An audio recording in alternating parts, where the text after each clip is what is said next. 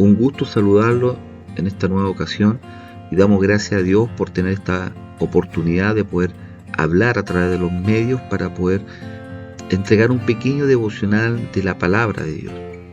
El título que he puesto en esta semana es El último mandato, y este lo vemos en el libro de Marcos capítulo 16, 15 y 16, donde el Señor dice en su palabra y les dijo: id por todo el mundo y predicad el evangelio a toda criatura. El que creyere y fuere bautizado será salvo, mas el que no creyere será condenado. El último mandato, donde el Señor nos dice que es de nuestra responsabilidad, es ir por el mundo. Si la persona quiere o no desea bautizarse o no puede, es una segunda parte que no nos compete. Pero lo único claro es que cuando las personas creen en Jesucristo, sus vidas cambian, sus vidas son transformadas, y por ende el Señor nos pide ir por el mundo y predicar el evangelio a toda criatura. Entonces la pregunta es: ¿para quién es este mandato? Este mandato está dirigido para los misioneros, aquellos que recorren el mundo, o para los pastores encargados de las iglesias, o los evangelistas, en fin, para las grandes iglesias solamente que tienen recursos financieros. Yo creo que la respuesta es para todos, para usted, para mí y todos los que sabemos del nuevo reino del Señor Jesucristo que pronto se van a instaurar en este mundo. Somos responsables de ir y predicar este evangelio. ¿Cómo lo hago entonces? Por un lado, tenemos que en el libro Romanos 10:14 nos dice: ¿cómo pues invocarán a aquel en el cual no han creído? ¿Y cómo creerán en aquel de quien no han oído? ¿Y cómo oirán sin haber quien les predique? Entonces, en definitiva, Dios nos dice que debemos hablar de Cristo, debemos.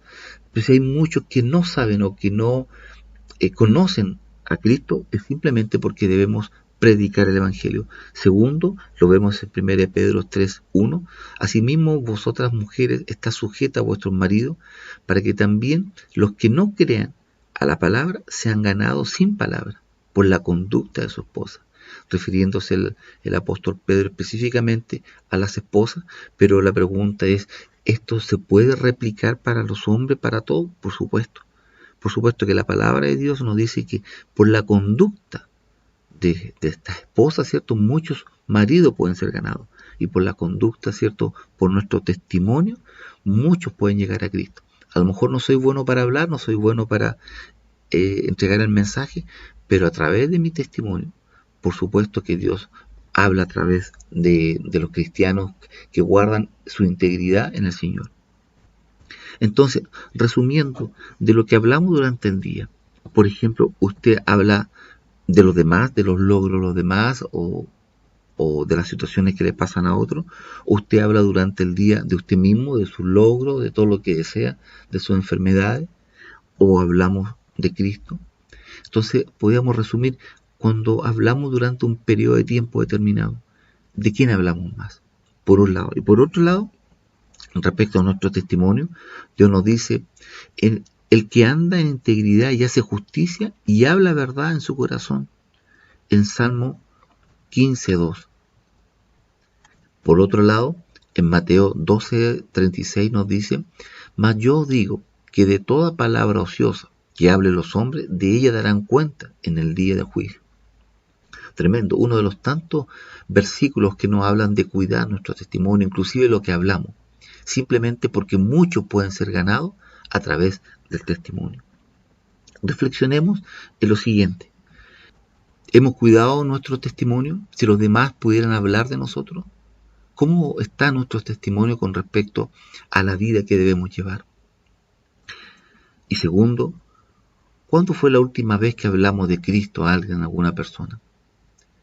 Si pudiéramos hacer un recuento de este último año, los últimos meses, en este último periodo, que Dios nos haga reflexionar en aquello, simplemente porque recuerde que cada día muchos mueren sin Cristo.